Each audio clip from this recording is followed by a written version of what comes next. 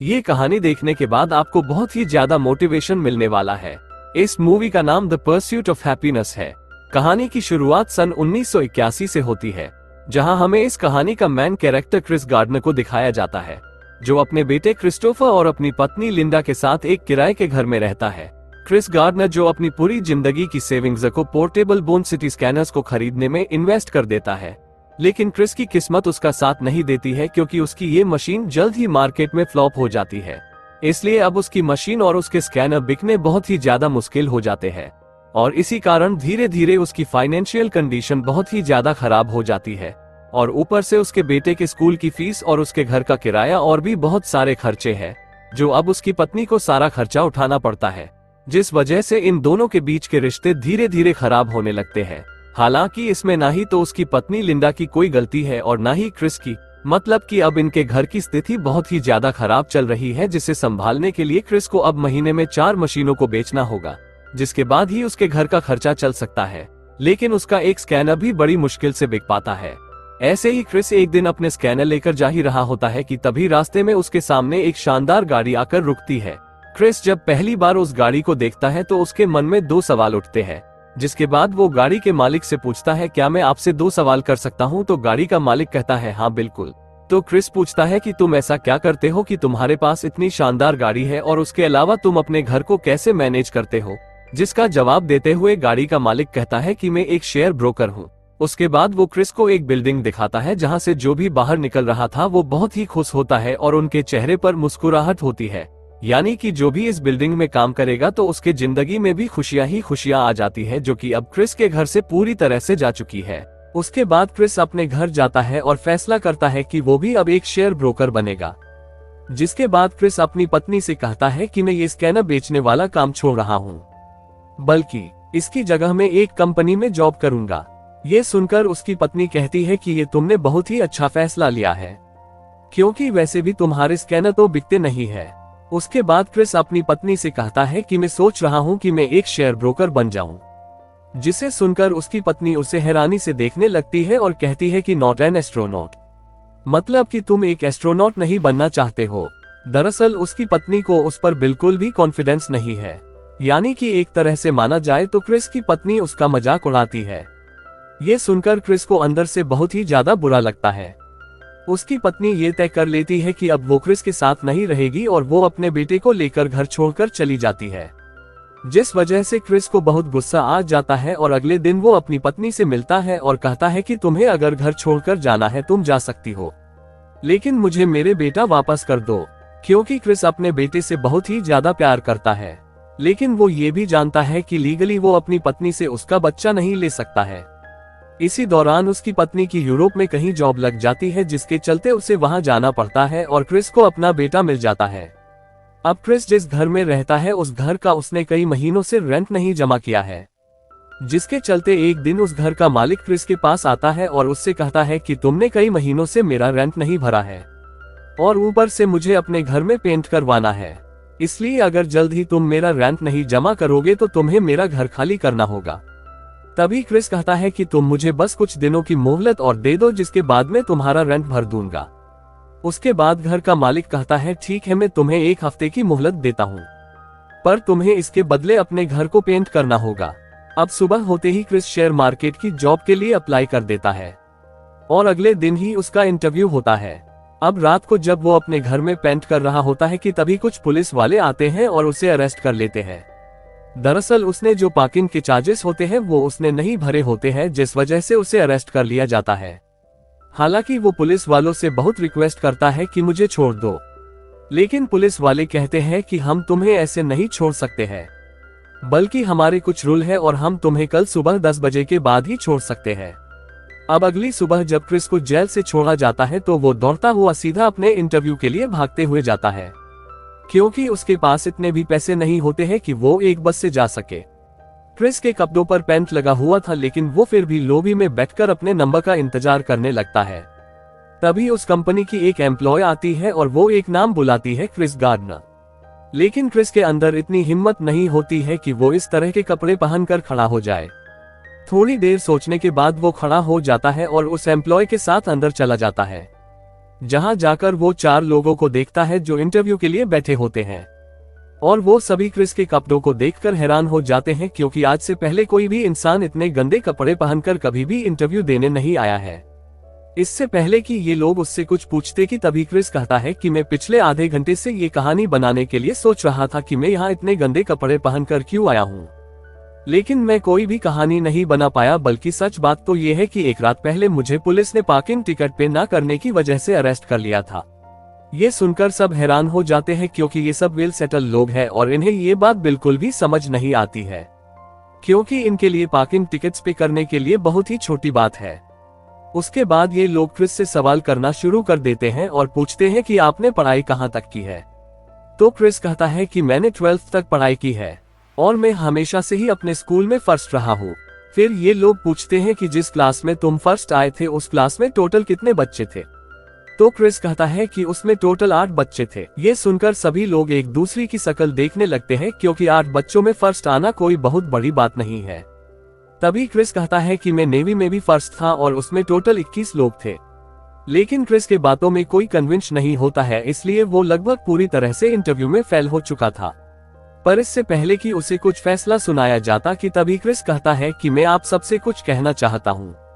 अगर मुझसे कोई सवाल करे और मुझे उसका जवाब ना पता हो तो मैं साफ साफ कह देता हूँ कि मुझे इस सवाल का जवाब नहीं आता है, लेकिन मैं एक बात की शर्त लगा सकता हूँ कि मुझे पता है कि जवाब को कैसे ढूंढा जाता है और मैं किसी भी हाल में उस सवाल का जवाब ढूंढ कर रहता हूँ।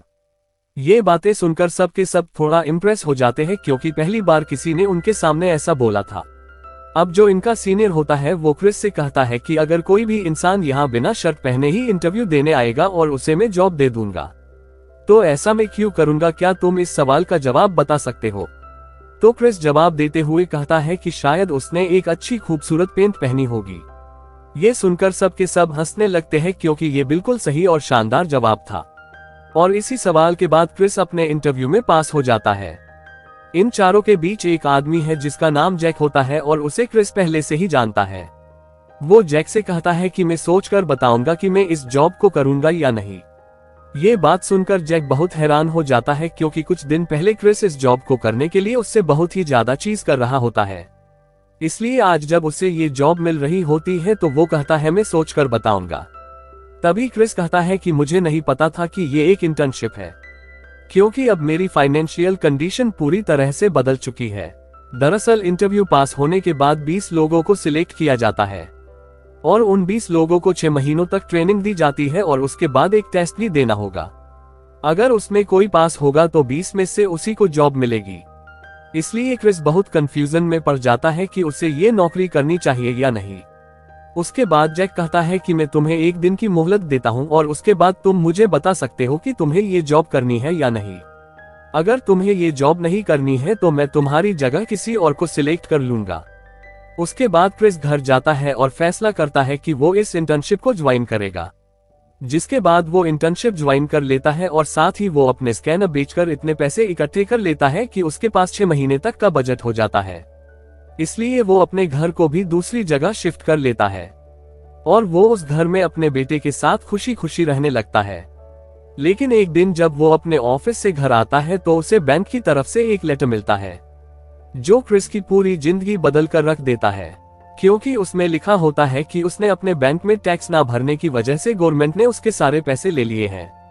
जिस बात को लेकर क्रिस पूरी तरह से परेशान हो जाता है, क्योंकि अब उसके पास पैसे कमाने का कोई भी तरीका नहीं है।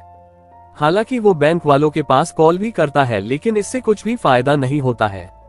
ऐसे ही कुछ दिन बीत जाते हैं और क्रिस अब दूसरे घर का भी किराया जमा नहीं कर पाता है। इसलिए जब वो एक रात अपने बेटे के साथ घर आता है तो वो देखता है कि उसका सारा सामान बाहर रखा हुआ है। उसे समझ आ जाता है उसने घर का किराया नहीं जमा किया है, इसलिए उसके मकान मालिक ने उसे घर से निकाल दिया है। अब क्रिस यहाँ बहुत परेशान हो जाता है, क्योंकि उसके पास उसका बेटा है और जेब में 1 रुपये भी नहीं है। क्रिस को समझ नहीं आता है कि वो आखिर जाए तो जाए कहाँ। तभी उसे याद आता है कि कुछ दिन पहले उसके दोस्त ने उससे थोड़े पैसे उधार लिए थे। जिसके बाद वो उसके घर जाता है और दरवाजा खटखटाते हुए कहता है कि मुझे मेरे पैसे वापस लौटा दो। लेकिन उसका दोस्त दरवाजा नहीं खोलता है, क्योंकि वो इसके पैसे नहीं लौटाना चाहता था। अब क्रिस बहुत निराश हो जाता है, क्योंकि उसके दोस्त ने भी उसका साथ छोड़ दिया था। उसके पास उसका सामान है और एक 5 साल का बेटा भी, और उसके पास और कोई चारा नहीं होता है। इसलिए वो अपने बेटे को लेकर एक रेलवे स्टेशन पर आ जाता है, क्योंकि इसके अलावा उसके पास और कोई जगह नहीं है। ना ही तो उसके पास पैसे हैं और ना ही घर है। तभी उसका बेटा क्रिस्टोफर उससे पूछता है कि हम कहाँ जा रहे हैं। तो क्रिस कहता है कि मुझे नहीं पता है कि हम कहाँ जा रहे हैं। अब क्रिस्टोफर अपने पिता से पूछता है कि क्या ये एक टाइम मशीन है। तो क्रिस अपने बेटे से झूठ बोलते हुए कहता है कि हाँ, ये एक टाइम मशीन है और इसकी मदद से हम समय में पीछे जा सकते हैं। तभी क्रिस अपने बेटे से मशीन की बटन दबाने को कहता है, और जैसे ही क्रिस्टोफर मशीन की बटन दबाता है तो उसके पिता कहते हैं कि हम अब समय में बहुत पीछे आ चुके हैं। क्रिस अपने बेटे से कहता है कि हम अब डायनासोर्स की दुनिया में आ चुके हैं, इसलिए हमें जल्दी से कहीं छुपना होगा, नहीं तो डायनासोर्स हमें खा जाएंगे। जिसके बाद क्रिस अपने बेटे को लेकर रेलवे स्टेशन के बाथरूम में चला जाता है और उसमें कुछ पेपर्स बिछा के वो अपने बेटे को अपने गोद में लिटा लेता है, क्योंकि उसे पता है कि आज रात उसे इसी बाथरूम में ही बितानी होगी। हालांकि कुछ लोग बाथरूम का दरवाजा खटखटाते भी है, लेकिन क्रिस दरवाजा नहीं खोलता है। थोड़ी देर बाद वो बहुत ही ज्यादा इमोशनल हो जाता है और अपने आप को रोक नहीं पाता है और उसके आंखों में आंसू आ जाते हैं, क्योंकि वो आज तक अपनी जिंदगी में कभी इससे ज्यादा लाचार नहीं हुआ है। अगली सुबह होते ही क्रिस अपने बेटे को स्कूल में छोड़ देता है और वो काम करने के लिए चला जाता है। और काम से वापस आने के बाद वो अपने बेटे को स्कूल से लाता है और उसके बाद वो रहने के लिए एक चर्च में जाता है। लेकिन उस चर्च की एक औरत क्रिस को बताती है कि ये चर्च सिर्फ फीमेल और बच्चों के लिए है। क्रिस अपने बेटे से बहुत प्यार करता है, इसलिए वो उसे अकेला छोड़ना नहीं चाहता है। इसलिए वो एक दूसरे चर्च में जाता है जहां पर उसे रहने के लिए जगह मिल जाती है। लेकिन अगर उसे इस चर्च में रोज रहना है तो उसे टाइम पर यहां पहुंचना होगा, क्योंकि यहां पर बहुत लंबी लाइन लगती है और बस जो सबसे आगे होते हैं उन्हें ही यहां रहने के लिए जगह मिलती है। बाकी लोगों को इसलिए जगह नहीं दी जाती है क्योंकि यहाँ लिमिटेड जगह है। और क्रिस की लाइफ में सबसे ज्यादा स्ट्रगल तो अब शुरू होने वाला है। हालांकि उसका ऑफिस 7 बजे का है, लेकिन वो तय करता है कि वो सिर्फ 5 बजे तक ही काम करेगा। इसलिए वो काम के समय पानी भी नहीं पीता है, क्योंकि उसे पता है कि अगर वो पानी पिएगा तो टॉयलेट जाना होगा। इससे उसका टाइम भी वेस्ट होगा और वो 7 बजे का काम 5 बजे तक नहीं कर पाएगा। इसलिए वो दिन भर लगातार काम करता रहता है और इसी तरह क्रिस के दिन गुजरने शुरू हो जाते हैं। वो लगभग 5 बजे तक अपने ऑफिस में काम करता रहता है और उसके बाद वो अपने बेटे को स्कूल में छोड़ने और लाने जाता है। फिर उसके बाद उसे चर्च की लाइन में भी लगना होता था। क्रिस के पास अभी भी एक स्कैनर बचा हुआ होता है जिसे बेचकर वो कुछ पैसे कमाना चाहता है। एक दिन वो अपने बेटे को बास्केटबॉल खिलाने के लिए ले जाता है। हालांकि उसका बेटा तो खेल रहा था, लेकिन क्रिस अंदर से बहुत ही ज्यादा टूटा हुआ होता है और इसी टूटे दिल से वो अपने बेटे से कहता है कि कभी किसी को ये मत बोलने देना कि तुम अपनी जिंदगी में कुछ नहीं कर सकते हो, क्योंकि लोग जब खुद कोई काम नहीं कर पाते हैं तो वो तुम्हें भी ये बताना चाहते हैं कि तुम भी नहीं कर पाओगे। क्रिस अपने बेटे से कहता है कि अगर तुम्हारे कोई भी सपने हैं तो उन्हें किसी भी हाल में तुम्हें पूरे करने होंगे। अगर जिंदगी में तुम कुछ पाना चाहते हो तो जाओ और उसे छीन कर लाओ। और बस बात यहीं पर खत्म हो जाती है। दरअसल क्रिस ने ये बातें अपने बेटे को दिल से कही होती है, क्योंकि वो भी अपनी जिंदगी में कुछ ऐसा ही करना चाहता है जिसके लिए वो इतना स्ट्रगल कर रहा है। अब जो क्रिस के पास एक स्कैनर बचा होता है उसे लेकर वो हॉस्पिटल में एक डॉक्टर के पास बेचने जाता है। ये डॉक्टर इस स्कैनर को खरीदना चाहता है, लेकिन जब क्रिस उसका डेमो देता है तो मशीन काम नहीं करती है, जिससे कि उसका दिल टूट जाता है, क्योंकि अब उसके पास खाना खाने तक के पैसे नहीं होते हैं। उसके बाद वो रात होते ही अपने बेटे के साथ चर्च में जाता है और उस मशीन को चेक करने लगता है। थोड़ी देर चेक करने के बाद उसे पता चलता है कि मशीन का एक पार्ट खराब है और अगर उस पार्ट को लगाना है तो उसके लिए क्रिस के पास इतने पैसे नहीं होते हैं जिससे कि वो उस पार्ट को खरीद सके। उसके बाद क्रिस अपने बेटे क्रिस्टोफर को लेकर एक हॉस्पिटल में जाता है और वहां अपना खून निकलवा देता है, जिससे कि उसे कुछ पैसे मिल जाते हैं और उन पैसों से वो मशीन का पार्ट खरीद लेता है। उसके बाद वो चर्च में जाता है और वहां जाकर वो उस पार्ट को अपनी मशीन में लगा देता है, जिससे कि मशीन बिल्कुल ठीक हो जाती है और इस काम से वो बहुत ही ज्यादा खुश हो जाता है। अगली सुबह होते ही वो उस मशीन को बेचकर कुछ पैसे कमा लेता है। इसलिए वो आज अपने बेटे के साथ चर्च में नहीं जाता है, बल्कि एक कमरा किराए पर लेता है और आज की रात ये दोनों यहीं बिताते हैं। बहुत दिनों के बाद इन दोनों ने टीवी देखा था। उसके बाद ये दोनों चैन की नींद सो जाते हैं। वहीं क्रिस पूरे दिन अपने ऑफिस में लगातार मेहनत कर रहा होता है। वो पूरे दिन लोगों से बात करता है और पर्सनली लोगों से मिलता भी है। और ऑफिस से वापस आने के बाद वो पढ़ाई भी करता है क्योंकि उसके एग्जाम होने वाले हैं। दरअसल इस इंटेंसिव में एक थ्योरी का एग्जाम भी है जिसे पास करना बहुत ही जरूरी है। और क्रिस के साथ बाकी जितने भी 19 लोग होते हैं वो सब के सब हाईली क्वालिफाइड होते हैं। सिर्फ क्रिस ही एक ऐसा होता है जो 12th पास होता है। जल्द ही एग्जाम का दिन आ जाता है और क्रिस ने बहुत अच्छे से तैयारी की होती है, इसलिए वो सबसे पहले एग्जाम देकर रूम से बाहर निकल जाता है। उसी के साथ एक और इंटर होता है जो एग्जाम देकर उसी के साथ उसी लिफ्ट में आ जाता है जिससे वो जा रहा होता है। और जब एग्जाम के बारे में ये दोनों बात करते हैं तो वो आदमी क्रिस से पूछता है कि तुम्हारा पेपर कैसा हुआ। तो क्रिस कहता है कि बिल्कुल आसान पेपर था, बस ऐसे क्वेश्चंस में मुझे थोड़ी प्रॉब्लम हुई थी। ऐसा सुनते ही वो आदमी हैरान हो जाता है क्योंकि उसने ऐसे क्वेश्चंस तो देखा ही नहीं था जो कि क्वेश्चन पेपर के पीछे थे। वो आदमी जल्दी से एग्जाम रूम की तरफ भागता है, लेकिन अब शायद इसका कोई फायदा नहीं। अब जल्द ही वो दिन आ जाता है जिस दिन सबका रिजल्ट आने वाला होता है, जहां इन सब में सिर्फ एक आदमी को चुना जाएगा और उसे ही जॉब मिलेगी। एक एक करके उन सभी को बुलाया जाता है जिन्होंने एग्जाम दिया था, और जब क्रिस की बारी आती है तो वो जाता है और देखता है तो वहां वही लोग बैठे हुए होते हैं जिन्होंने उसका शुरू में इंटरव्यू लिया था। और जो इन सबका सीनियर होता है वो क्रिस से कहता है कि आज तुमने बहुत ही अच्छी शर्ट पहनी है।